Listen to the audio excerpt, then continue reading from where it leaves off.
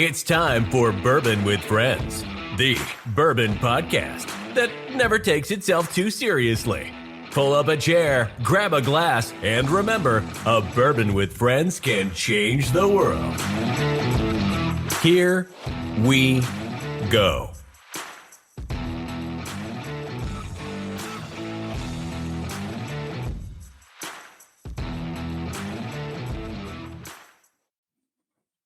Everybody, welcome to Bourbon with Friends. Myself, Adrian, and Martin are here to talk about whiskeys from around the world and how a bourbon with friends can change the world. How you guys doing?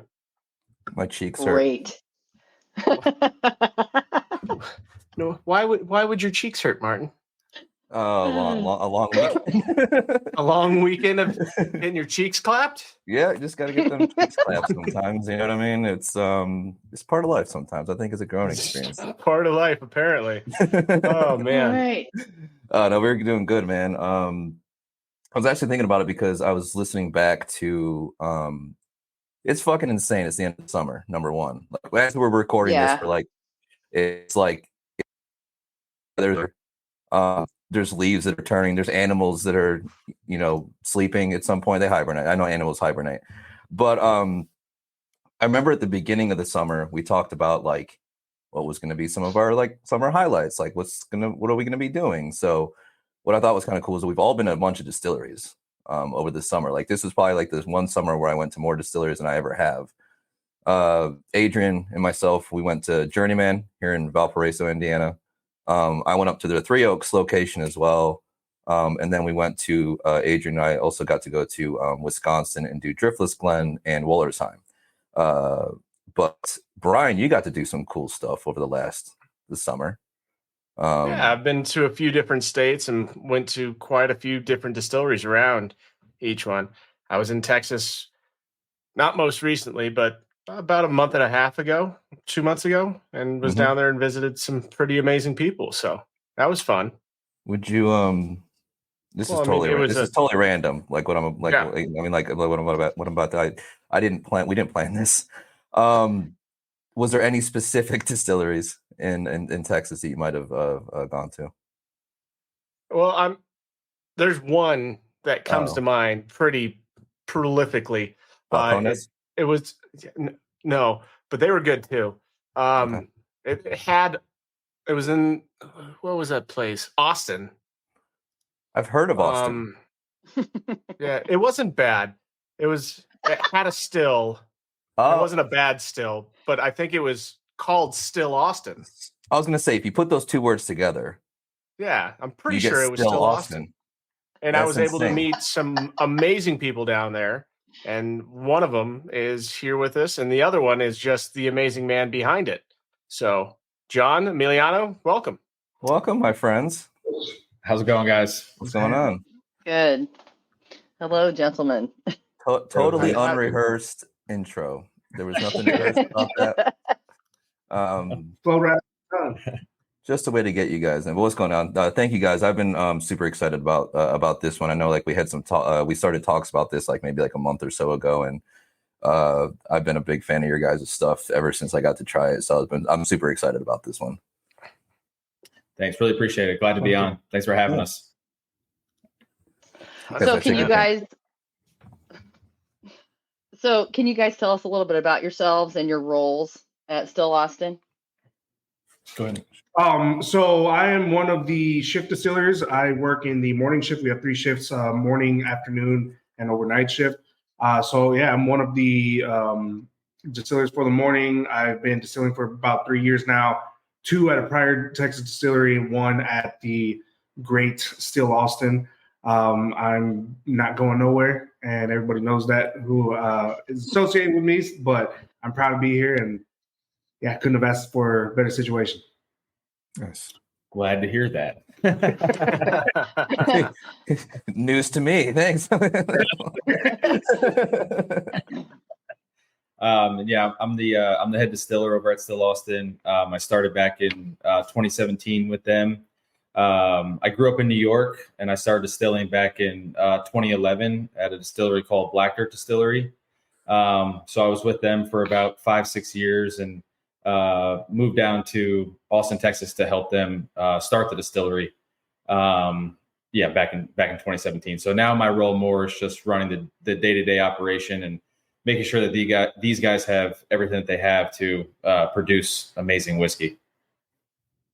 Nice. Awesome. That's awesome. I think I remember I lived in Texas for like overall, I think it was something like 14 years.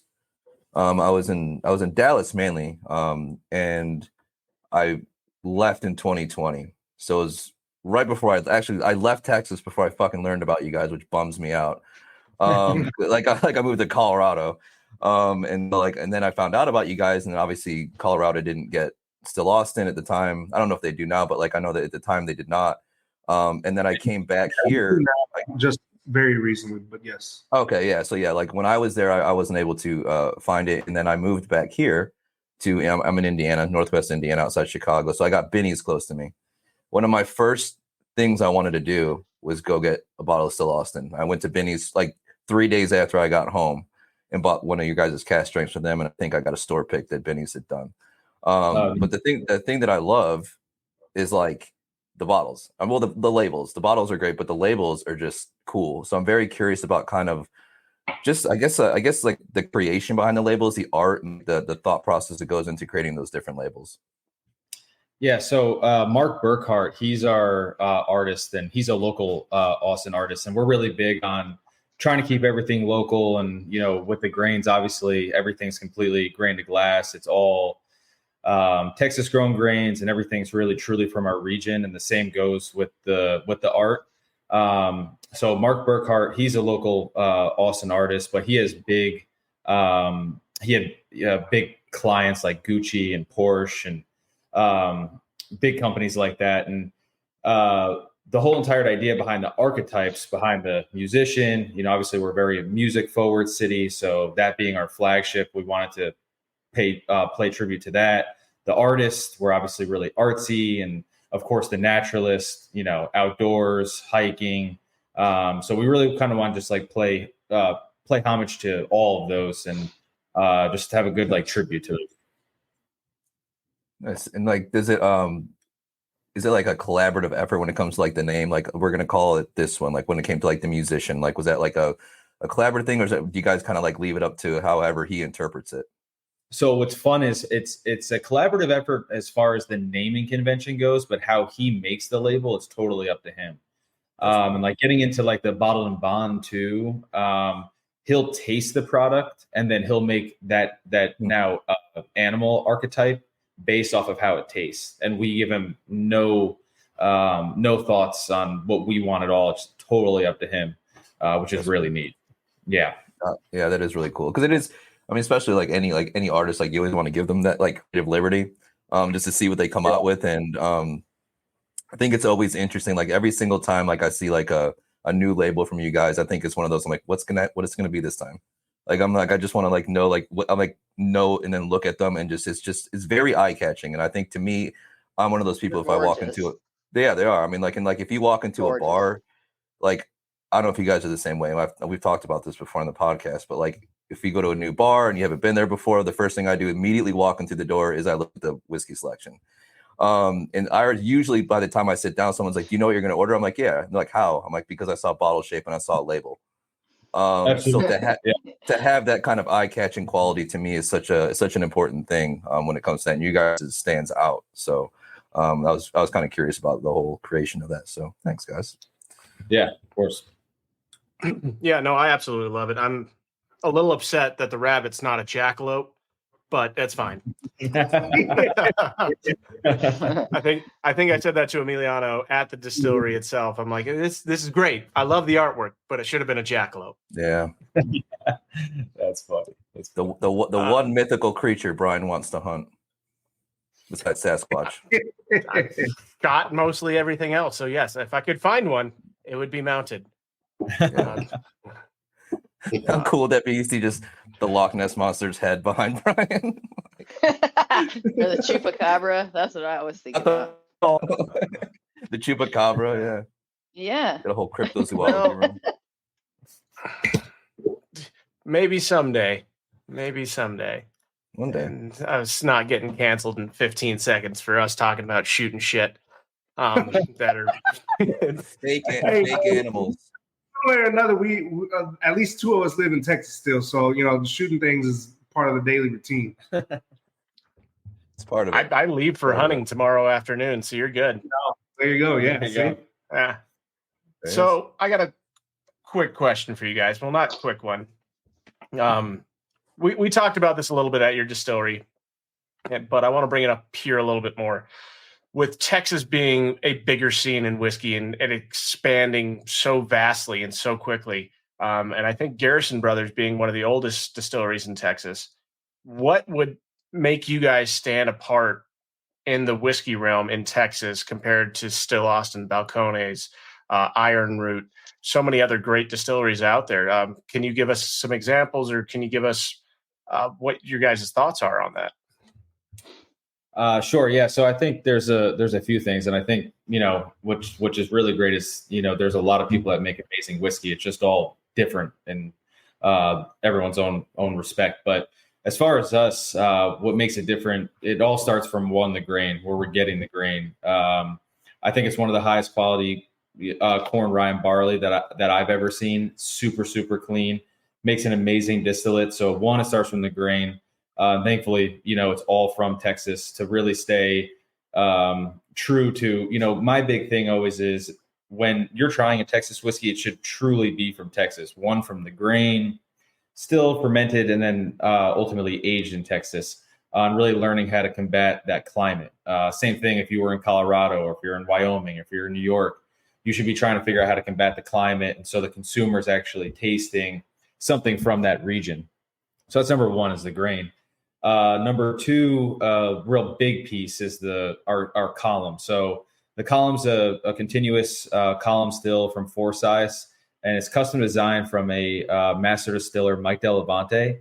So he used to work at Appleton Rum, and he's a master distiller for the past 40, 50 years.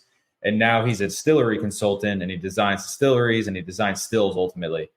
And so what's really unique about our column versus, say, a traditional Kentucky column or Vendome, we have additional rectifying trays up on top. So typically there's 2 or 3 rectifying trays where you have your stripping section, your rectifying section, then you'll send it into a doubler, which you'll put your low wines in, and then you'll get your high wines, like your redistilled product. We don't have a doubler. We just have 12 rectifying trays, which further redistills it. And then what I think is a super key piece, a completely separate condenser that can strip heads 24 hours a day, when we're operating. It's not at the beginning, it's not at the end, it doesn't blow off through a doubler or out into the atmosphere. We have a continuous cut that we can pull this tiny, tiny little adjustment. If the distillers are thinking, yeah, it's a little too hot, they can just take a little bit off, and that will take that harshness or the sharpness or like the heat from the distillate to where, I've always said we're putting in a distillate in the barrel that's complementing the barrel. It's not really like you're having to like age out these impurities. It's a really clean, flavorful distillate at 130, 125 proof. So the column's a big one. And then I'd say, like, lastly is just the understanding behind how do you age in Texas. I think it's one of the harshest. I think it's one of the most difficult aging climates in the country. And, we're fortunate enough to have Nancy Fraley, our master blender, one of the most well-renowned, most known master blenders in the country, if not around the world, especially like in the France region, in France. And so she brings on a lot of old French cognac techniques that really can apply, in my opinion, to Texas specifically. And we could get into that as well. But our blending techniques, our column, and the grain are I think what's having us stand out, will ultimately have us stand out. In my opinion, one of the biggest goals is having a super long-term maturation project. Sounds short, but how do you have a good, high quality 8, 9, 10-year-old bourbon or whiskey in Texas? Everyone talks about, you could age really fast in Texas. Okay, that's great. But at that point, no, I'm not really looking at that anymore. Yes, you could have a 2-year-old taste like a 4-year-old. When you have all these barrels laid down and you know that they're going to have to sit for, 4, 5, 6, 8, 10 years, how do you get them to where they don't taste like that stereotypical Texas oak bomb? And I think that's the most key piece to the whole entire, to like solving almost how do you age in Texas. It's like the biggest key for me, at least. So I'm going to also add on to this, and I'm going to give this man his flowers because he deserves them. But I think what also separates still from a lot of distilleries in Texas, and for anybody who is distilling in Texas who sees this down the line, I just know I still love you. But it's also our leadership. This man gives us, and for the past year and a half that I've been at Still now, he gives the distillers free reign to do our own creative process. So we have a guideline, right? Make good whiskey. That's kind of it. After that, it's if you feel different kind of tweaks and turns that need to be made during your shift or during your distilling process, feel free to make them, feel free to do them, feel free to make adjustments on whim or at whim. And then just hand it off to the next guy up, next person's coming in shift, just be like, hey, I ran it like this, because these were kind of the variables that popped up at this time. Or I had to shut down the still because it was really close and it wasn't running well because the fermentation was wrong or because something happened to the fermentation. So it was a little bit different. So I wanted you to be able to start it up and just do it your own way and do it safely and well within your kind of allotted time for your shift. And then at the same time, creating our own mash bills. My first week at Still was what we call our DRS week. So just kind of a little insight. We do have a distillery reserve series where distillery only whiskeys will be released at the distillery. And so my first week was just being bombarded with 20 to 30 different, super sacks of grain that were all different styles of grain. And it was my team at the time just saying like, hey, you seem to know a little bit about the grain, put a mash bill together. We're going to come up with the numbers, the percentages, and let's fucking go. And so my first 2-3 weeks was like figuring out, learning about these different grains that some I had heard of, some I haven't, and just putting shit together. And we now have whiskey that we made within my first month at Still that was just kind of at whim because this man right here just said, hey, here's the order that we got. Here's the grains that we got. Everybody come up with a mash bill for your shift and let's fucking go. Let's mill it, ferment it, distill it, and put it in barrels. Yeah, that's great. John, I have one question for you, John. I'm jealous right now. I just saw John smiling earlier when he said, when Emiliano, you just said, yeah, they threw me into the mix and they said, figure it the fuck out, pretty much. And I just saw a small little smile just come across your face right there. What was that about? So it's funny. So the distillery, DRS is the Distillery Reserve Series. And what Emiliano's, referring to, I really wanted to give each shift, we're 24 hours. We run 24 hours a day. And this DRS, all the DRS series are really popping off. And we originally started just releasing like 2 barrels every quarter. And now the demand's so high, we have to continue to make all these new fun mash bills.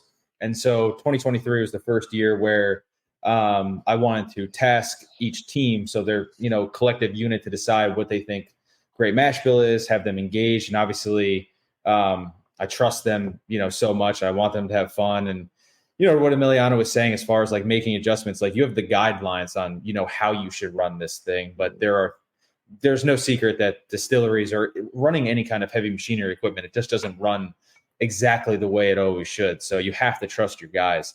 And I just ultimately wanted them to have fun making their own mash bills. The reason why I was laughing is because everything that we run is off of silos. So everything's, off an auger, you weigh it out. It's all just levers. Well, this DRS week, we had, call it 40,000 pounds of grain in super sacks that they're bucket brigading into the mill in the summer.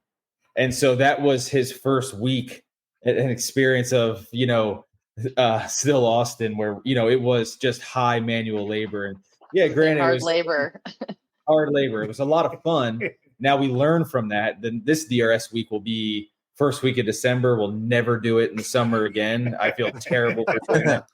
That will never happen again. No, he doesn't. He heard some asshole was coming from here in Texas, and he said, "We're just gonna fucking go."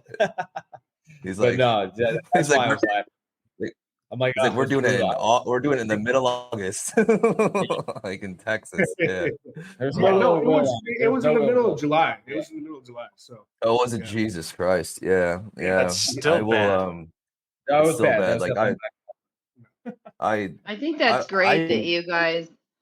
I think that's great that you guys have the relationship that you do, because I think when your leadership trusts the rest of the group as much God, yeah. as what it appears that you guys do, I think that's where some of the most beautiful things come from. I've been lucky enough to work for people like that, and it just makes a difference. So I completely understand that. But John, you were talking about aging, and I read a little bit on your website about slow water reduction. Can you talk about that a little bit more in depth? Absolutely. Yeah. And I just wanted to finish that on the last piece of that topic. It starts from the very, very top. Chris Seals, he's our co-founder, CEO of the company. And without him and without his vision of truly never cutting corners, and his ultimate goal is just creating super high quality whiskey and what we think is the absolute best stuff that's coming out of Texas. Without Chris and that leadership, for me to then be able to get the guys that I think that we need to be able to make these products, and and just have that full trust within the distilling team. And that's Chris just having trust within everybody in the company. And it's a really special company to work for. And for me, I've been extremely grateful the past now 8 years working for a guy like that. It's just been incredible. It makes a huge difference. Yes. Then to touch on the aging climate and potential. So first, it starts off with Nancy Fraley, and just learning from her from the very beginning. And it was really funny. So like my first interaction that I had with her. So we were making at one point in like mid to late 2017, we were making a wheated bourbon. And that's right when I showed up. So I showed up in about July of 2017. I wasn't really a wheated guy. I love Maker's Mark. I love wheated bourbon. But I grew up, making rye bourbon, rye whiskey. So I was always very rye driven. I always had it in the back of my head. We had a contract that we were doing. So I made one rye bourbon mash bill, which is now the musician mash bill. Nancy comes down. I was only working there for about 3 months, but I've heard about Nancy the Nose. She's a straight shooter. She's going to tell you how she feels. I'm like, great. This is either going to go really well, or this is going to be a real short trip down to Texas. So she came down and she's trying everything. She's like, yeah, it's good. Our goal was like, hey, we need to release it straight, ASAP. She's like, well, wheat takes longer to age. I'm more of a rye gal. Do you have anything else? I'm like, yeah. I have this one distillation that we did of rye bourbon. She's like, great, let me try it. It was 1 month old. She tried it, and it was the 70% white corn, 25 rye, 5 barley. And I just remember, I'll never forget it. I know exactly where we were sitting in the tasting room. She tried it, her eyes lit up, and she's like, you need to change everything to this mash bill. And I'm like, okay. I'm like, well, let me go grab Chris and the other owners, because they're going to have to hear it from you, not me. Yeah. And so then really the rest was history. After that, we started getting silos of rye. We started making this musician mash bill, started making then what was the artist, the 100% rye. But then now it's learning from her as far as, okay, so what's the barrel entry proof that you should be going in at? In her opinion, 118 proof is the highest, specifically in Texas. And this is really, we're talking about Texas here.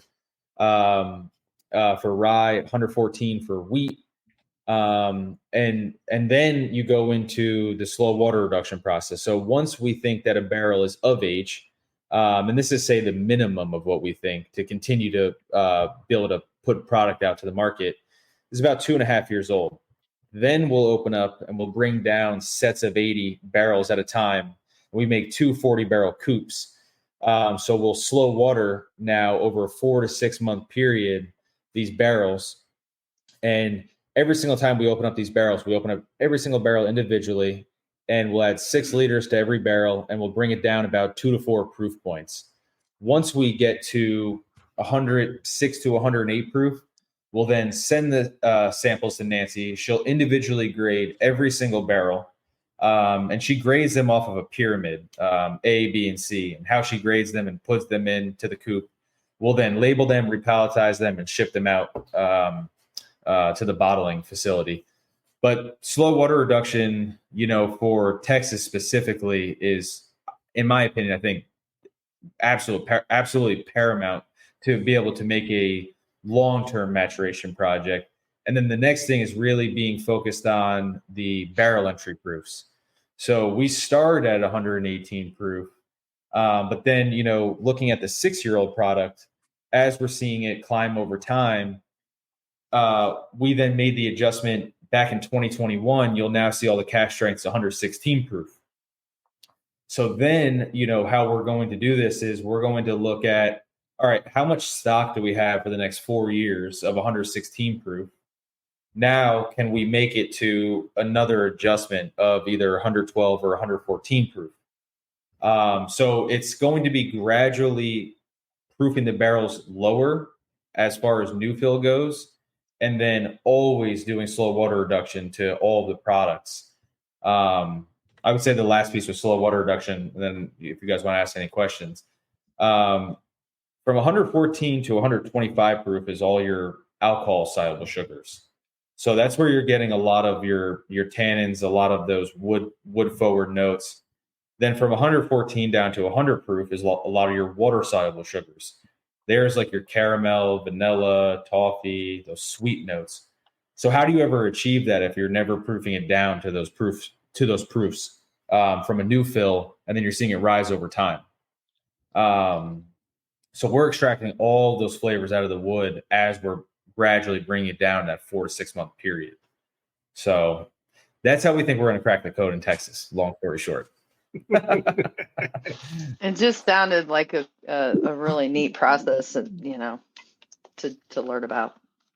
So should we start trying to bring some of these whiskeys here? I'm ready. Drinking some whiskey. I'm ready. Which one are you going to try first?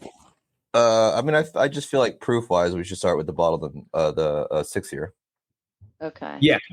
Bottle. Brian, what do you got as far as bottle and bond over there? I got the Still Austin beer. Really? Yeah, I have this one.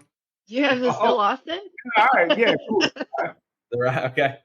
I have the rye bottle and bond, and then I have your red corn bottle and bond. Is awesome. It the fifth? It's the 5th year, right? 4-year or 5-year? It's 5. 5-year. 5. All right, great, awesome. Fuck yeah.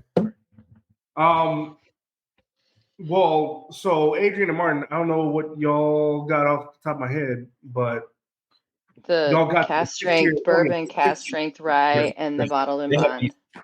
They have these 3. These 3, okay. Yeah, they have these 3. Mm-hmm. Easy. Yeah. Cool. Easy. I have the bottled and bond in my hand.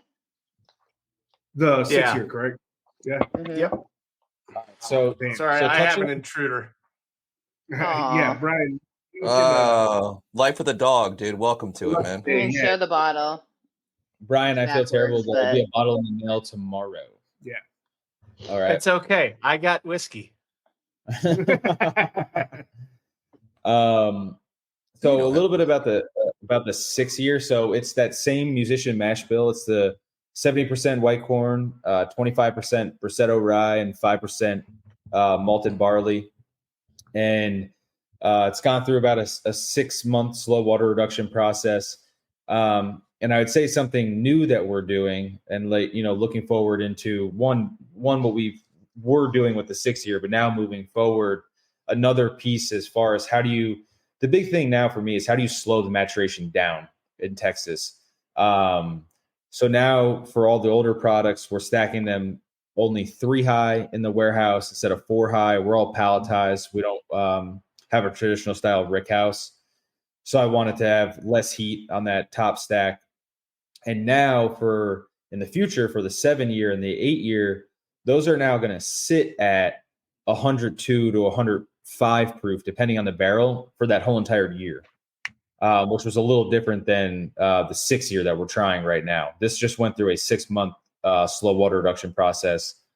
But now all of the older barrels that are 5-6 years plus only are stacked 3 high, and they sit at a much lower proof for over a year. And this is your white corn, right? Yeah, white corn. Yeah. So we try to do something. Adrian, do you have any kind of tasting notes up? I just pulled them up. I'm ready if you want to. So she tries to fuck me and see if I can guess what the tasting notes that are on like sometimes like the distillers will send us like a little card. It's a quiz. Like, I know you guys sent them, but I purposely left them in the other room. So I wouldn't. Well, they didn't send the bottled and bond. So this is your true test. Okay. I got it pulled up on the website though. Okay. What's the nose? I have so many answers for this right now, but I'm not going to say what's on my mind. Well, loads. I mean, and I poured. This is the one I've been drinking. I actually haven't even touched the rye or the cash strength bourbon yet because I was leaving those for this. But I wanted to have something to drink, so I started off with this one. Loads of marshmallows. Like marshmallows is crazy. Like you can just loads of it. Toasted s'mores is on the nose in the description. Oh, that's you. That counts. He's cheating. You see the screen on his glass. I'm telling you. It's our questions. Yeah, and he's really good at this. I always put it on my phone because like I can't like keep like a bunch of stuff open on my computer because it will bog down. So like I always have all of our questions right here. I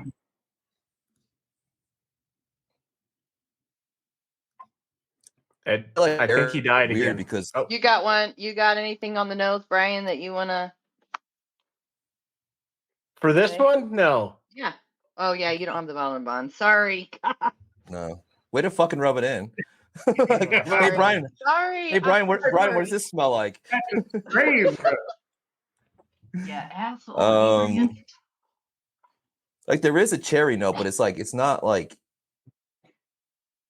typical. Brandied cherries is in the nose. Okay, time to move to the palate. I'd have never fucking guessed that. Go to the brandied palate. Cherries. You did though. You did guess it. Not brandied cherries. I just said cherry. That's a pretty common bourbon note. Pecans, or almonds. No, almonds, not pecans. I feel like I need to look this up too to make sure he's not bullshitting or just stealing all your guys' tasting notes. He's not. He's not. The only nutty flavor listed in the palate is cashew butter. Okay. I can see that. Pecan was in the nose, or pecan, depending on where you are in this lovely country of ours. Pecan. I say pecan, but some people say pecan. It's pecan, right? Pecan. I've heard someone say pecan. I'm like, it's not fucking pecan. Yeah, you gotta come up with a little Texas slang. So he's still on when he said homage earlier. I'm like, it's just pay homage. Just like it's not Houston, it's Houston. All right. Yeah, I still have the Eastern. I was gonna say, don't they say Houston in New York? Nah, hey man, this is a Houston street that's very, very historic in New York. I'm very familiar. Yeah. I see. I know. I've been there. Yeah. So you go to Boston, then it's all a bunch of bullshit. Yeah. Yeah. There's gonna be somebody listening to the podcast from Boston, like, fuck, dude. I know. Half my family's from Boston. I can talk shit. Fucking hell, dude. I know a lot of people from there too. So they text in a Boston accent. It's funny. Yeah, you can hear it. Yeah. I swear. text in a Boston accent. Yeah. Cars never spelled correctly. It's Ka. Yeah, it is. For real. Okay. So what's the finish? Give us some finish notes or opinion. I smelled it. I've been smelling it. I'm like, even with the stuffy nose, I'm like, where the fuck is this thing at? Dude, it's like, sorry, it's like a blueberry muffin. Not even on the finish, but like on the palate. I'm not even to the finish yet, but like it tastes like there's this bakery by me that has this blueberry muffin that's fucking incredible. It has cream cheese, like a cream cheese blueberry muffin, and a scone. And I'm saying that right. The scone. I'll tell you, no, if you say that in front of my mom, Adrian, she's gonna fucking lose her shit because she's Scottish and she's like, it's not scone, you American, it's fucking scone. Well, I'm an American, so I'm gonna say scone. She gets angry at me when I call it a scone. She gets nobody around here knows what you mean. Or not. Scone, but in front of the Scottish mama, respect the Scottish mama. She's all our ass. She's 5 foot but fucking angry, dude. Like she's angry, dude. So like anytime I say scone, she just looks at me and like this, like same with like herb and herb. She says herb, I say herb.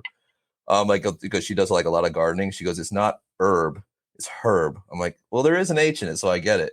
Is it like a herbivore? A herbivore. Oh, never. No, that's not what I said. You said herbies? No. Sorry, I didn't hear you. Jesus. But no, I will say this is. I haven't tried the other two, but I have tried. I'm trying to rein it in. It's like I will say I have tried longer than any man we know to fucking try to finish any tasting notes. Oh, it's insane. Like I'll go for hours. Sometimes. Okay, so I'm gonna tell you, there was blueberry muffin on the palate on these notes, but you need really? to pick. Yeah, I think maybe I'm not doing we good should today. just go to Shut the fuck up. Yeah, you've done well today, so we should probably try one of these other ones. Yeah, let's try maybe what? We going to the rye. I was going to go to the rye next. Rye or Jimmy? That seems out of order. Let's do the Jimmy. Go the other way. Okay. What do you have, Brian? We need to drink what you have. I have whiskey. Okay. It's got the 5-year Jimmy. Yeah, I have the 5-year Jimmy. What's that? Which one's that one? Whoa. Okay, that's back here. That's this one. They don't have that. Okay. They got the cask bourbon. So that's this one. They got the cask bourbon, the cask rye, and the 6-year. Correct. All right. What is it? I have the cask bourbon right here. It's fine. We're working with Brian. Yeah, we're working with Brian. Is that where we're going? Which one? I think we're going to while y'all enjoy the cask bourbon, we're gonna discuss with Brian the 5-year red. Okay, that sounds wonderful. That sounds like a fabulous idea. I mean, do I need to look up? Do I need to look up the tasting notes? We can let Brian take a little tester here. I'll even do it fast. He'll probably. No, yeah, I mean, I gotta find it. Hold on, I gotta find it. Let me find it. Okay, I got it. Okay, here we go. Nose. Cinnamon. Check. Some type of coffee. Check. Freshly ground, if you want to know. Okay, no, I was just putting coffee. It wouldn't matter to me. Yeah. Coffee, I'm going to drink it. Okay, there's 3 other things listed here as the nose. If you want to try one more. Some type of baking something. It's not. It's like a cream. So, almost like a milk reduction, or what's that? The half and half, or something like that. So it does list. It lists vanilla cream soda. It also lists truffle and charred grapefruit. Oh yeah, grapefruit on the back. That makes sense. So palate has something else entirely. I gotta. Yeah, it does. I got a note for the palate. Well, you're drinking something different. It's not the same, dummy. Yes. That's what I get for not listening. Yeah. Come on, Mark. That's accurate. Come on, bro. And now you all know why I'm here. Yeah. We very much you. Why are you here? You get the role. You get the role she plays here. Yeah. Reining us all in. Exactly. This almost tastes like barrel-aged maple syrup. It has aged maple syrup in the palate. You guys kill me. God, how do you do this? Okay. Just drink a lot of whiskey. So I have a lot of whiskey. I have the rye in front of me. If the notes, if you would like to. Oh, you want me to try it? Hold on. Give yours a go, since Brian has the bottled in bond. Well, we got the cask strength, so we can move on to that one after this. Yeah, and just to touch on a little bit about the bottled and bond series in itself, specifically the red and blue corn. So these two mash bills were, two mash bills to kind of stand out of, although yes, we're now turning into where we're a larger distillery. Always wanted to still, show that yes, we still are craft. We can still do really fun things at a really large scale.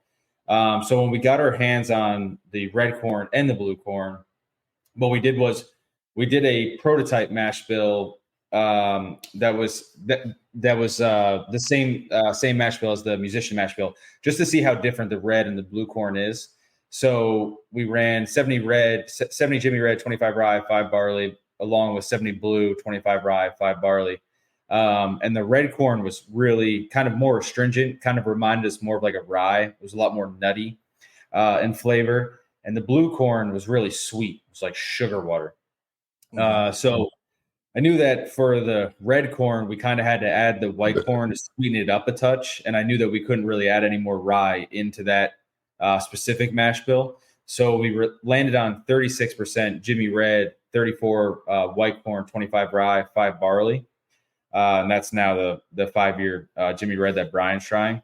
And then the blue corn, in my opinion, I think it's our best mash bill that we've ever made.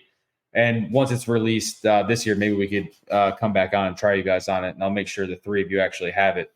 I've heard good things about blue corn, and Martin has talked about the blue corn that you already have. So I would be thrilled to pieces to try that. I really like it.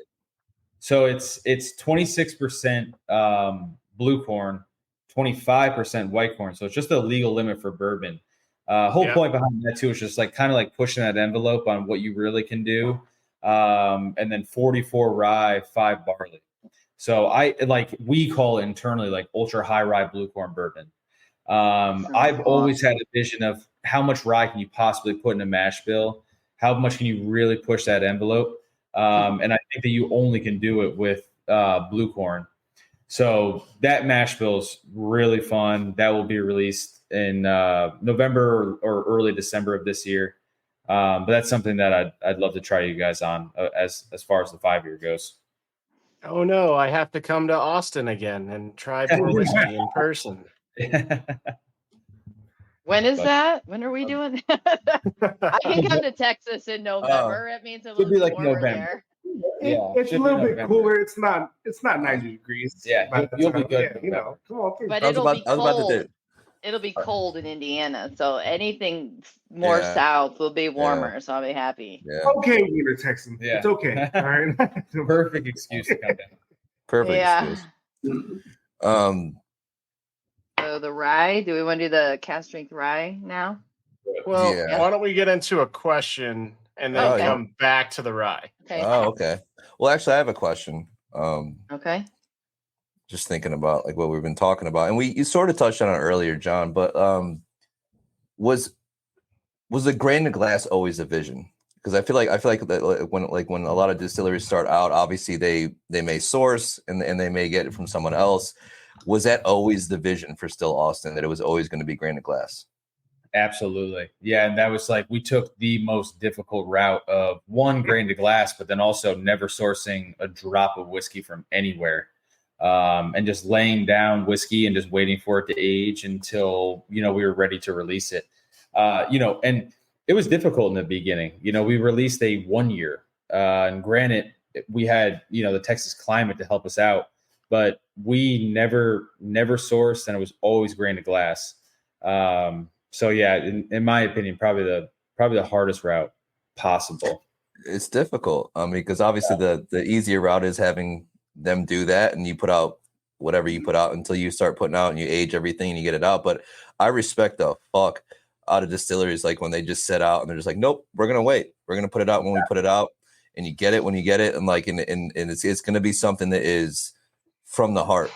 And I really, really respect that. So like when I knew about that for a while that you guys did that, but I was very curious if that was always the vision. Like if there was any point where like, well, maybe we could do source from MGP or something like that. But like I really like that you guys did that from the beginning. I think that's such a cool approach. Yeah, and it's everything. It's everything. I mean, like even like having like you said it earlier. I think that's what was cool. Is like when you think about the concept, and we talk about it on this podcast a lot, is terroir. And like thinking about the water source, thinking about the grain source, thinking about like, but you guys take it that step further. You even have like Austin local artists doing your bottle. I mean, like I think that's everything that goes into something like terroir. Like that is something that is uniquely Austin, and I think it's so fucking cool. And it's the one word Adrian hates. She does. She doesn't. She didn't like it. They like try to say it every single time. I just think it's so stuffy. I understand it and I get it. And I love that. Listen, I work at a grain to glass distillery, so I am all about that. But they start saying terroir, and I'm like, okay. Well, no, here's the thing. So, I mean, just my 2 cents from coming from a different distillery in Texas. First off, born and bred in Texas, born and raised East Austin. So anybody who gives me shit, fuck you. I'm sorry. So the reality of things is like, so Texas, we just grow different like style of grain. So we obviously do not have the same kind of climate that other regions will have that are going to grow better yielding barley for a distillery.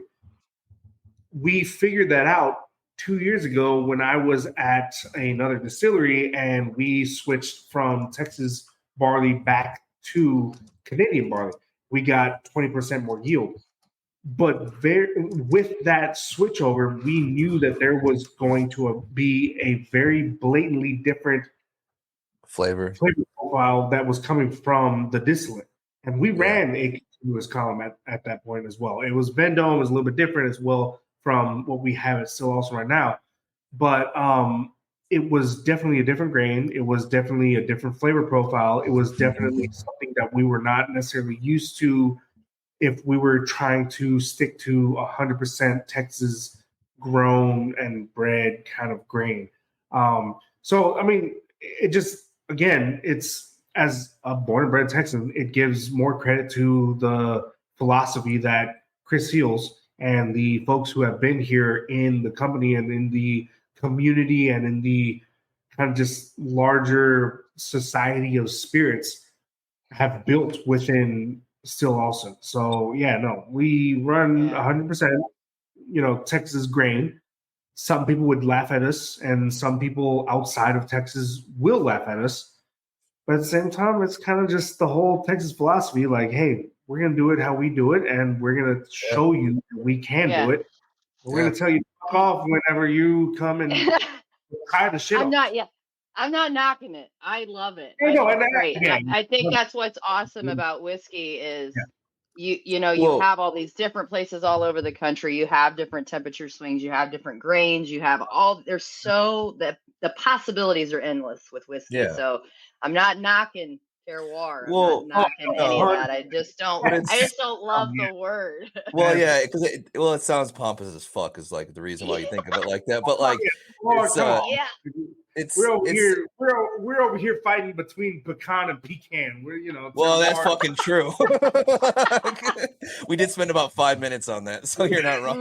No, you spent about 5 minutes, sir. Yeah, exactly. It's pecan.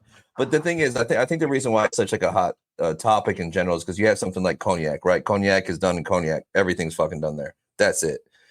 With even Scotch distilleries and like that they're doing primarily single malt, like there's been a lot of conversations on that like the grain isn't from there. Usually Scottish distilleries source their grain from England. So like you can't sit there and do that outside of maybe like 3 or 4 distilleries that actually do everything grain to glass. And that's not the norm because it's not financially smart to do that. But like I love that you guys, even like with the barley, like even what you just mentioned, Emiliano, like I love that like you're like we tried the Canadian barley thing and we found it's better to do it this way. So I think the terroir thing for me is just a representation of a region. And I think that's really all it boils down to is like it's showing you the flavors that are from that region, whether it's an actual flavor from the grains, water, everything you guys do and from yeast and everything like that. It's to your labels. Like I think there's an effect on that. And I think that's really cool that you guys do stuff like that. And like whenever I find out that a distillery does that, it makes me far more interested like than I know that the grain came from here, the water came from here, the this and that, like where it's like all over the place. It's like it's cool. But I like to feel that representation. And I think this to me is something that feels very much Austin, like through and fucking through. And I think it's so cool. 100%. Yeah, what he said. Yeah. All right, Brian. I think it's time, Brian. Time for the. Well, I meant the squirrel question. Oh, okay. Oh, trying to. I mean, yeah, we could always do that. Christ. So we always have a question that throws people off, and it's something we've done since the start of us taking over Bourbon with Friends. Yeah, so it's been kind of fun to see people's reactions when we ask this question and where you guys are going to go with it. This is not the most outlandish question we've ever asked about squirrels whatsoever, but based off of your musician whiskey, what instrument or / genre of music would a squirrel play and why? Emiliano, you can answer. I'm passing this shit off. Jazz. It's fun. Jazz. Okay, so why jazz? Jazz is nuts. Man, yeah, no, I was literally about to say it. Jazz is nuts, man. Jazz is just wild. It cares for itself in a certain capacity where it's like it's gonna hold certain kind of like piece of itself back for quite some time, and then even within just like a jazz song or jazz like album, you're waiting for that big kind of just like explosion of emotion, of like feel, music, just sound, and it'll come on a little bit later. And just like the squirrels carry their nuts and bury their nuts, it's gonna come on a little bit later. So I say jazz, Okay. I second that. So why do you second that, John? The easy way out. I'll be honest. When I read the question, I immediately saw a squirrel playing. I did think jazz. Jazz. Yeah. Well, that's why I said what instrument? Oh, how about this? What instrument would he play, John? Oh man. Drums. Oh, that'd be cool. The violin. Whoa. I love a violin. Yeah. Squirrel. Maybe a stringed instrument for sure. I was thinking saxophone, just like big old Barry sax. I was thinking musician. I'm thinking about the product. Okay. I'm thinking like he was on topic. That's good, dude. Whiskey. Yeah, that's what I'm talking about. There you go. Yeah. Hell yeah. I'll go violin. That's right. Call Emiliano out. That's right. Okay. No, that was great, guys. No, that was good. Like, and obviously it's to break up all the other because we could nerd the fuck out real quick. So it's obviously good. But like I will say that like when I wrote that question, that was kind of what I was going from that, because I rewatched a movie lately called Whiplash, which is like about like jazz drummers, and for some reason I just pictured this fucking squirrel just smashing the fucking drums, just going off, like just going off. So I was like, I'm like, I hope they answer and they say, and I hope they say jazz, because that makes sense. It's a really cool thing. We have a question. We've actually had a couple questions, but we're gonna ask you this question. Because we've been alluding to it a little bit. We talked about barley quite a bit. And I know you guys are obviously rye and bourbon, and you mentioned wheated, but like, is there ever actually been an official wheated release from Still Austin? Yeah, only through the Distillery Reserve series. Oh, okay. Yeah, I'd love to see that. Yeah, so 100% wheat, but then some of the original product was also 100 or wheated bourbon. Wheated bourbon, but never released. Okay. Never released. The one is there ever going to is there ever any I thought about doing an American single malt? I don't. Hey, I'll yeah, For sure. Yeah, no, okay, all right. I'm sorry, Mark. What was that? Sorry, yeah, Mark. I'll repeat it. It's fine, dude. I'm joking. So is there ever any thought of doing an American single malt? Because I'm a huge American single malt. I'm a single malt guy. Yeah, so that's my you guys should have seen this one coming. I'm just gonna say. That's a great question. I would love to do it, but we're just not equipped to do it. And I tried to do it back in 2017, but I learned the hard way of not having a hammer mill and having a roller mill. And I did 100% malted barley, and I put it through the column, and let's just say it was quite the adventure. So I would love to. Just currently, we're just simply not equipped for it. I love single malt. I think it would be a blast to do. Come to my distillery. I'll show you. All right, great. Yeah, that sounds great. One day, yes, we will once we're equipped for it. I do have from that interesting experience. I have 3 barrels of single malt that's now going to be 7 years old, but we'll have to revisit that for sure. Oh, I'd love it. Oh yeah, and when you guys do, please let me know. Because like I just it's that's the thing. Like I'm single malt first usually. Like, I love bourbon, but I do love a single malt's my my favorite genre as far as it goes. Yeah, absolutely. Yours isn't though, Adrian. That's the thing, guys. We've been trying to get Adrian into single malt, and we can't do it. So you know what? It's coming along. It's coming along. Slowly but surely. Cut me some slack. I just like my dark brown water. I thought you were going somewhere else with that. Oh no, Martin! Jesus! I thought you were going somewhere. Goodness. I thought you were going somewhere else with that. Emiliano, Brian, do you want to replace Martin on this next episode? He asks this question every fuck episode. No, not the last one, because I wasn't on it.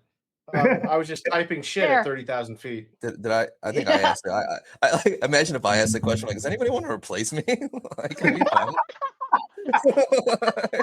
That would be weird, but okay. It'd be weird. Like, right. So I like him, but I don't like him enough to not replace his job. There you go. Yeah. Yeah, I get it.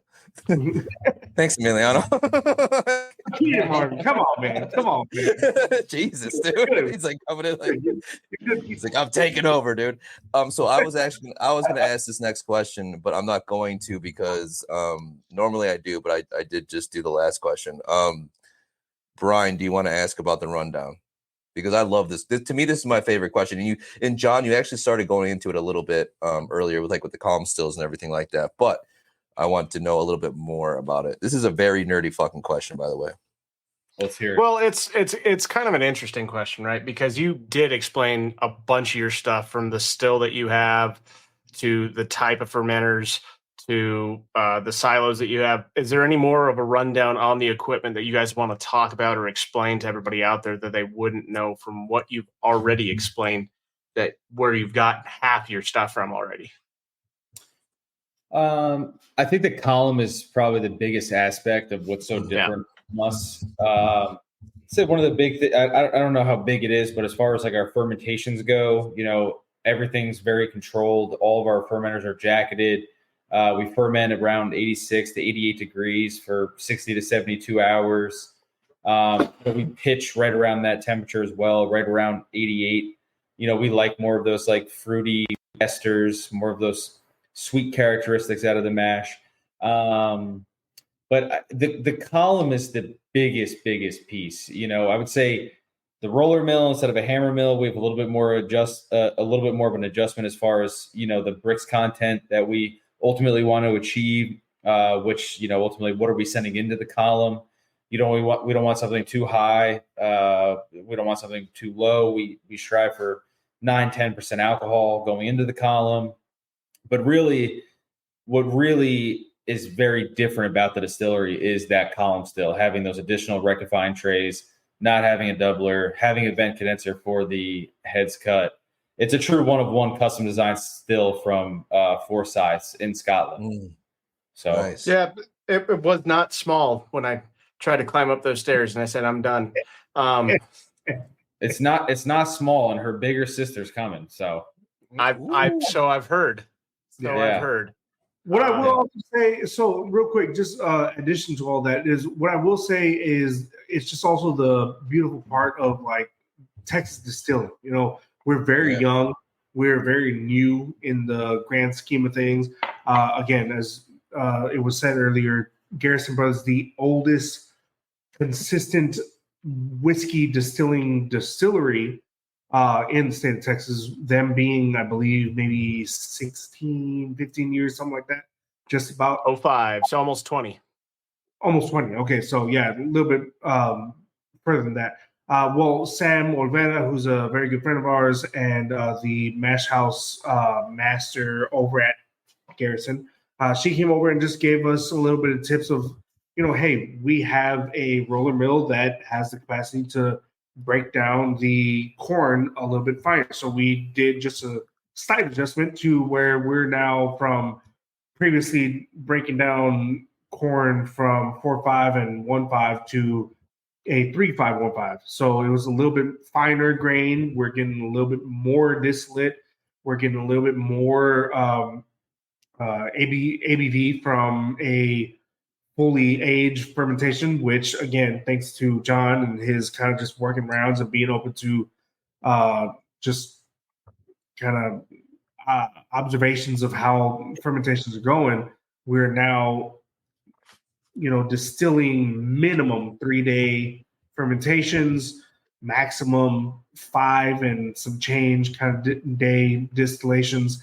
And they're coming out to higher yields, more proof gallons, better tasting distillate. So it's just kind of a sharing process, but at the same time, again, just credit to John. Also credit to just being able to share and learn how we're doing it a little bit different in Texas. So, oh yeah, dude, love that.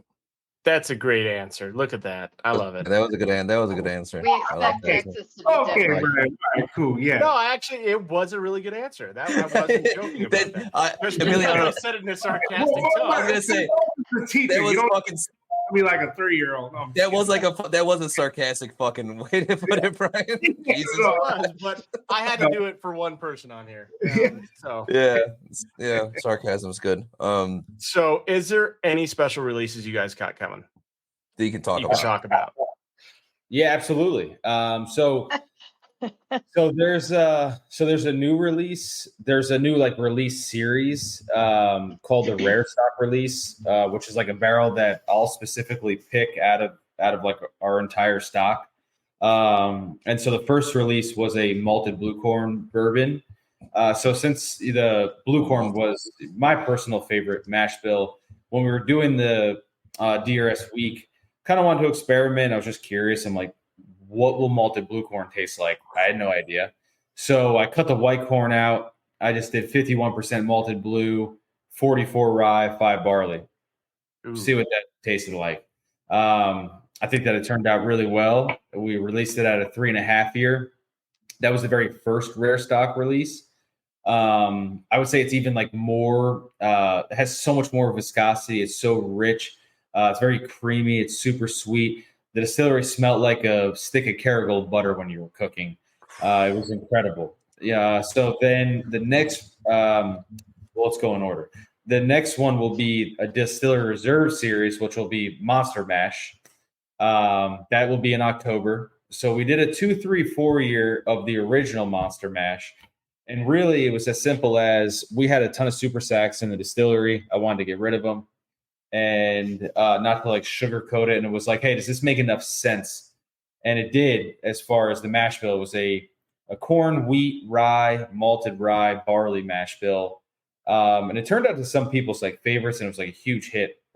So then, to put a twist on it, we did a malted monster mash. So I took that exact same mash bill and I malted the white corn, I malted the wheat. I left the raw rye portion the same because I didn't want to be too over the top with the malt. And then the regular malted rye portion and barley. So that will now be the 3.5-year-old that will be released this October. Following that, in November, will be the second rare stock release, which is our 100% rye whiskey mash bill aged in French oak for the entirety of its life. So French oak, oak. 4-year, and amazing. Like the French oak, I just did a whole trip with Nancy in France, and it couldn't come in like a better time. We're thinking about like French oak, and French oak. When I got back, was French oak's very difficult to work with, super high tannin content, very, very tough. And then we're looking at these barrels, and I mean, it complemented the rye whiskey amazingly. It was so good.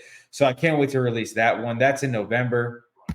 Following that, the next DRS series after the Monster Mash will be a rye whiskey. We call it SAR 57, Still Austin Rye 57. It's a 57% rye, and the rest is corn and barley. And then the last one I'll mention, people that have had the oated bourbon before from us, there was 1 barrel left of the oated bourbon, and I really thought like the very sweet and creamy oated bourbon would pair really well with that malted blue corn barrel. So I'm finishing the last barrel ever made of the oated bourbon in the freshly dumped malted blue corn barrel. And that will be a 2020 or early 2025 release. What was the mash bill on that oated one? Can I just say mine? Yeah. Give me 1 second. There's so many the mash bill for the blue corn was 51 malted blue, 51 malted blue, 44 rye, 5 barley. The oated bourbon, if you give me 1 second, I'll look it up. Sorry, we have so many mash bills. No, you're fine. Yeah, like I'm just very like I really like when oats are used. So love it. Yeah. Oh, this man. Oh man. I think it's cool that it's going in the barrels of the blue malted blue corn and the 44 rye. I think that's what will make. I like that idea. Like 6 grain bourbons that use oats or so. That's my fucking weakness. So you guys just made me fucking spend a lot of money, is what I'm hearing right now. So the oated bourbon mash bill is 58% white corn, 35% oats, 7% malted barley. Wow. Well, so that's something like this isn't a question I actually even have on this stupid screen in front of me. Just because you guys have been talking about all night. What in Emiliano, obviously, like you got to do this, but maybe even if you do it again, what is your ideal mash bill? I have one right off the bat that I've been trying. This is what's difficult. So we could do whatever we want, but we're beholden to Texas grain. So right now it's not looking like we have oats that are available. One that I'm really excited that I did last year. Well, there's a lot of them, but the one that's really exciting, we did the Monster Mash, but I did blue corn Monster Mash. So that same original Monster Mash monster mash bill with blue corn. That I'm really excited for, but I really wanted to replicate the malted blue corn mash bill with 51% malted blue and then 44 oats, 5 barley, and take the rye completely out of it. But it doesn't look like I'm going to get the oats, so I have to wait. So that's what I was really excited for. Hopefully we'll get them. We'll see. But it's not looking good. I mean, for me, it's honestly, it's a purple grain bourbon. It would be red, blue, 50-50, and then in some capacity, very high malt barley kind of grain. So some brewer's grain, more likely, which is what we use for the mash bill that I just don't remember the name of it, but it's the mash bill, or it's the barley that we use for the mash bill that we created when I came on board. But it's just a really high Munich. Oh, holy shit! Look at this man. Yeah, it would be a really high Munich malt bourbon, but where the corn would be 50-50 red blue, just because I really like the two different flavors. That'd be interesting. Like on themselves. Put them together, you can probably extract just enough sweetness from the blue, enough earthiness and like leather and whatnot from the red. And then, I mean, the Munich malt is supposed to be all just berry. That's what they say in the description of that fucking malt. It's once the yeast hits it, berry, berry, berry, berry, berry. So Isn't John. that Munich barley in like single malts too? Didn't they mention that in another one that we talked about? Yeah. Correct. Yes. Because I can even just say just because that's evidently a brewer's malt that a lot of single malt, especially in the new kind of American single malt world. Westward, I think, is somebody. Yeah, I was just thinking. I was like, I think Miles talked about that when we talked to him. So anyway, they're talking about Miles Davis. Well, obviously.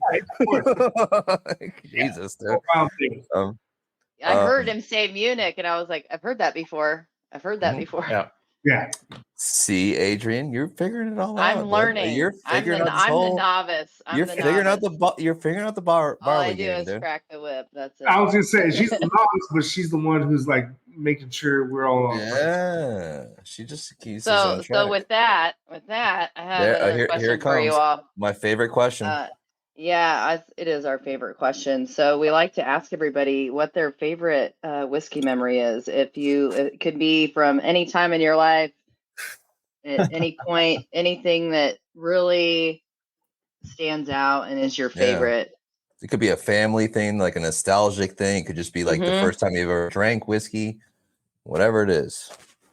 I would say one of my favorite whiskey memories was when we launched the Musician, the 1 year. And it was like one of those just like kind of accomplishments of like, it was a long time coming. It was really stressful. It was a 1 year. And when you think of 1 year, you think it's going to be extremely young. It's not going to taste good. Grain it was just forward. One of those things where, very grain forward. It was one of those things where it's like, we're finally, just because we never sourced, and it was, it's difficult. It's almost like frustrating in a sense of like, you want to release something. And when we had that release party and Nancy was there, the place was absolutely packed, and I got surprised with like a engraved like whiskey thief from Chris, and had me like stand up on a table with it, and I was like, it feels like I conquered something with everybody, like the whole team. I would say that was like my whole family was down there. Friends flew down because the only person I have down here as far as family goes, like blood, obviously my distillers are my family too, and everyone's still awesome, but my sister is the only one that's down here. But my whole family flew down for that accomplishment, so that was very memorable. That 1 year launch. So I would go with that. That's the first thing that came to my mind. That's That's good. I like that. I like that a lot, man. Yeah. So here's the thing. I'll say I got two moments that are at this point, and I've been in the spirits industry for almost a decade now. But both of the real kind of like moments of my life that have just been like, yes, this is what we're doing for the rest of our life, have been with Still. So the previous distillery I was at, in very big transition. And I told my wife, I was like, okay, we got 3 fucking things that we're going to do. We're going to move to fucking Dallas. We're going to move to fucking Houston, or I'm going to fucking luck out and we're going to move. We're going to stay where the fuck we're at here in Austin, where I'm born and raised. My children, all 3 of them now are born and raised, fucking not old, but 4 to 6 months. 11 months old. And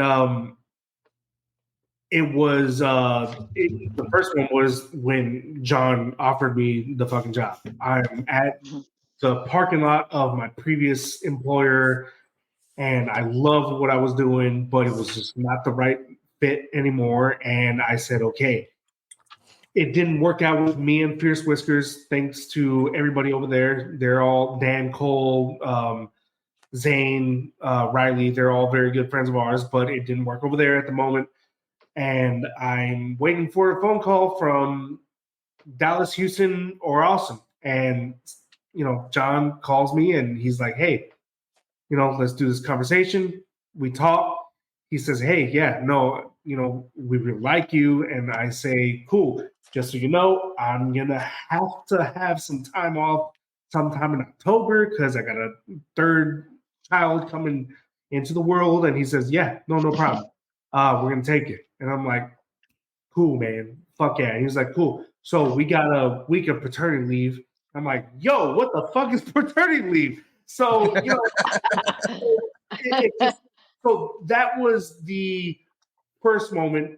Just John, and again, credit to our leadership, Chris Seals and everybody who's put everything into kind of thought and into process for this whole company, just making it, very extremely family friendly and very thoughtful for their coworkers. But then coming into the distillery was the second, moment for me. Was I just came, put boots on the grounds, and met everybody, and was like, yeah, I'm born and raised in this place, and the fact John, my first week, 2-3 weeks, month of just doing Distillery Reserve Series, I'd already been used to the very outside kind of heat labor of Texas. Again, being born and raised here, and this just being like the first week, I was like, all right, cool, yeah, this is fun. This is where I'm going to be at, and I have no regret to anything that I'm doing. And again, to all credit, flowers to the man right beside me, John. He's done everything that he can for us as employees, as his team. And yeah, at some capacity, my wife, just a couple weeks ago was like, yeah, you better fucking treat John like he's your fucking brother. Because he was like, he's and John's like, he's right. She's right. She told me, she was like, he gifted you with this opportunity, like, don't fuck it up. And I'm trying not to fuck it up, right? I'm here. But, Driver, listen to your wife. Yeah. And again, there was John with that little smirk right there, right when he said, "Don't fuck it up." Exactly, right? You probably saw that shit. All right, I did. That's fucking dope. That's dope, but in all seriousness, this is those 2 of the biggest like whiskey bourbon kind of moments for me.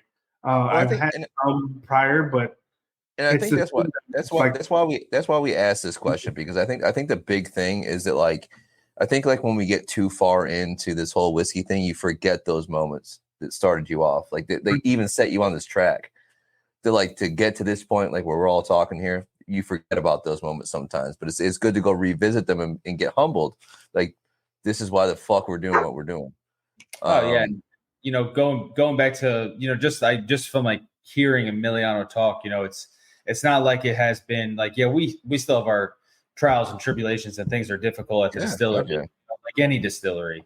But understanding the people that you have, the skill set that you have, and for me being grateful for the people that I have running the distillery, where it's a two-way street where I'm grateful for Emiliano and I'm grateful for all these guys because it's truly took a very, very long time to build a team where it's kind of set it, forget it, let it go, and just make sure that they're able to run, make sure that everything mechanical is fully serviced, make sure everything's ordered, make sure that they have everything to where they can show up to work every single day and be able to run, that's now the job, and being able to build a team where now I have a team of 10 guys that from the barrel warehouse, from the distillery, where one clearly you can tell the passion and finding everybody that's passionate. Yes, it's a job, but we're clearly in this for a whole other different reason.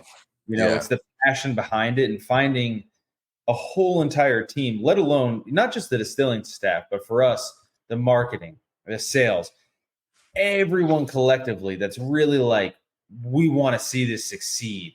It's a very rare project. And that's what makes it like, I never want to leave. So I'm like, I know that I'm never going to find something as good as this. You're never going to find another Chris Seals. And I've always said it starts from the very, very top. We're just the distilling side.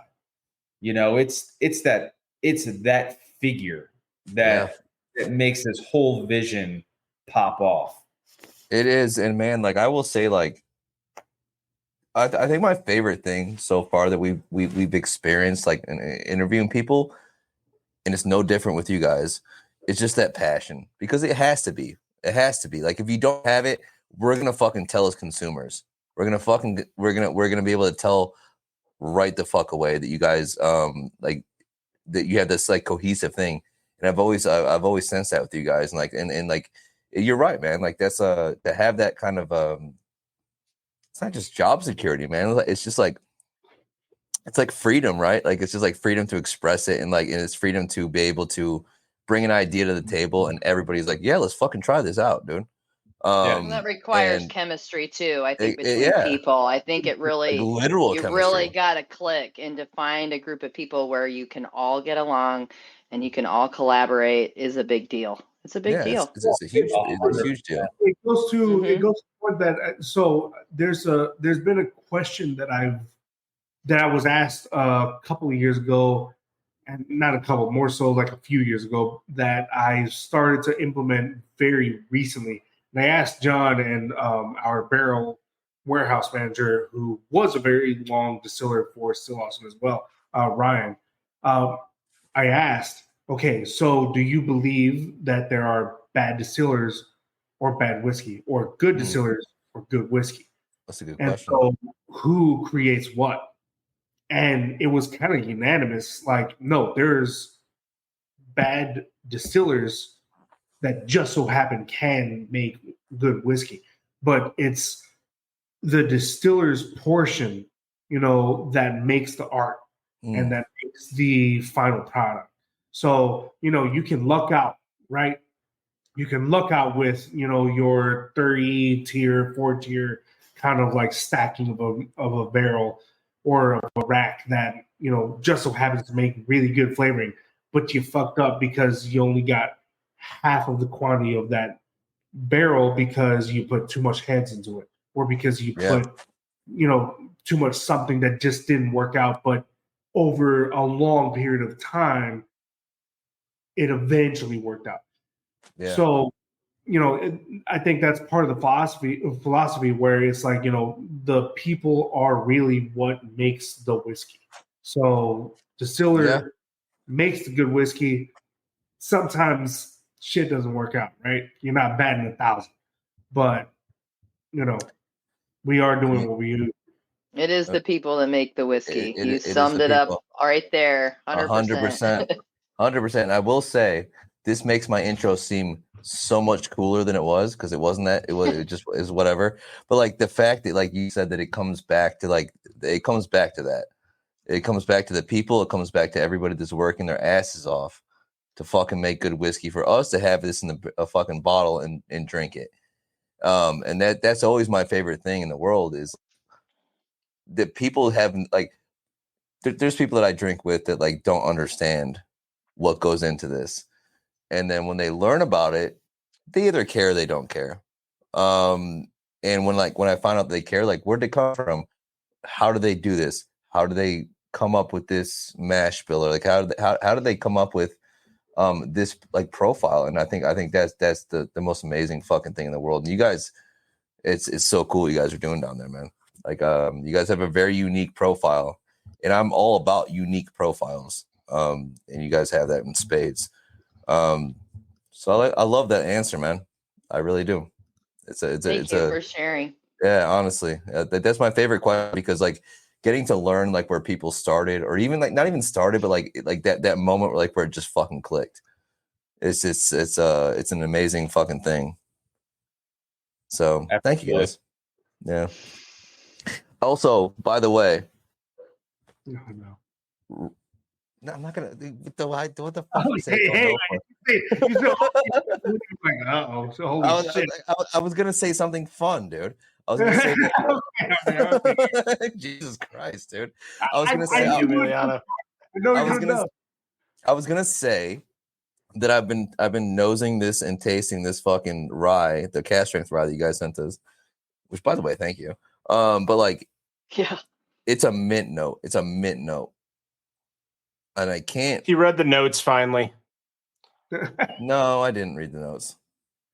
I don't even know where they are. I gotta be honest with you. I just opened the box. I just opened the box. But there's definitely a mint note that I've been like, because normally like I will say that most of the times, like when I get like rye whiskey notes, I always go to menthol. That's usually my go-to, like just like menthol. It shows the mint on the finish. Newport's Lost. Oh, on the finish? I didn't get it on the finish. Mint leaves on the finish. I didn't get it on the finish. I got it on the palate. So. Well, it says lemon zest on the palate. It would be the closest thing to mint, I believe. Palate: grilled peaches with mint ice cream, apple and marzipan dumplings, gingerbread cookies with lemon zest. Marzipan dumplings? Marzipan. Jesus. I said that wrong. We're all about you said pronunciations around here, apparently. Dude, we've all watched the Great British Bake Off. It's fine. No, we haven't. All right, guys. We're Brian. I know Brian. We need to do what we need to do, right? We're wrapping it up. I mean, it's your turn to do it. So I mean, well, it's always your turn to do it. It's always my turn to do it. So I will say, and guys, number one, thank you guys. John, really appreciate it. Yeah. Fucking hell, dude. This is it's amazing to have you guys on. I've been very excited about this one. But we have to take a minute out to thank our sponsors.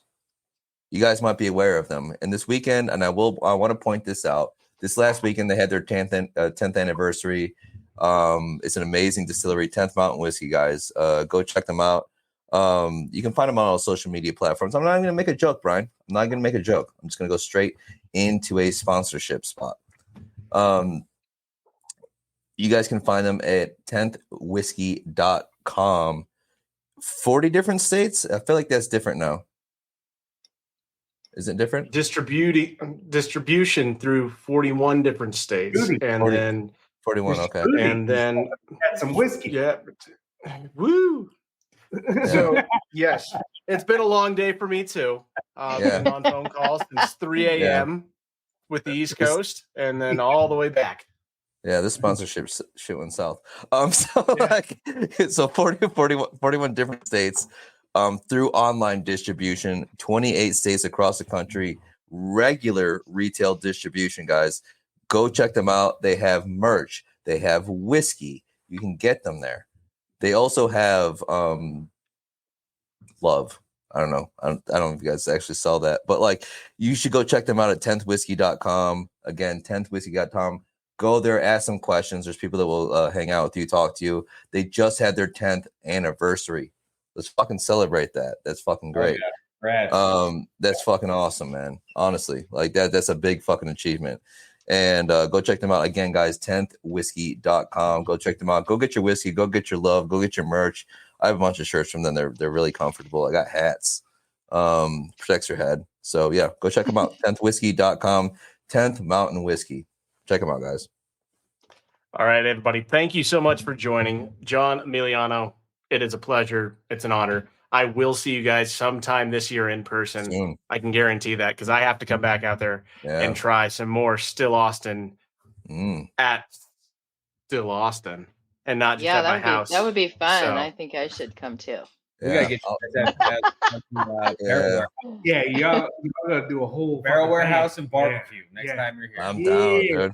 No, that sounds definitely awful. It sounds terrible. I'm not for that. Like I'll be in Houston in a couple of weeks, so I might pick you guys up. What we should do is Texas Whiskey Festival, April 12th. Y'all just come in a few days. Yeah, exactly. Yeah, y'all just come in a few days early. We do the whole Rick House, whole barbecue. We do the whole festival. Do a new podcast. Yeah. We'll fucking take care of you. If not us, our sisters and brothers all around. So yeah. I think we can have some ideas. We can figure that out. Yeah, we can figure that out. We'll figure it out. Yeah. Well, you guys, again, thank you so much. I know on behalf of Bourbon with Friends, this has probably been a phenomenal recording. I know it's been one of my favorites. I'm not sure about these two as well. So, and then the dog back there just interrupting all the time. Love it. It's the perils of having a dog, brother. Like, welcome to that life, dude. My dog is the size of your dog 10 times. It is. Frankly, you know that? That's true. Franklin, your dog's the size of your whiskey bottle collection, or maybe a bottle. But thank you guys so much. You just gave him a love complex. to have you on. Shut up. He's mad right now, dude. You gave him a fun complex, dude. Guys, thank you so much for joining. And remember, everybody out there, a bourbon with friends can change the world. Cheers. Have a great night. Everybody. Cheers, everybody. Fantastic night, everybody. That's it for this episode of Bourbon with Friends. Be sure to subscribe so you don't miss a single episode. While you're at it, leave us a review to make it easier for others to find the show. You can also check us out on Instagram at Bwfpodcast. Thanks for listening.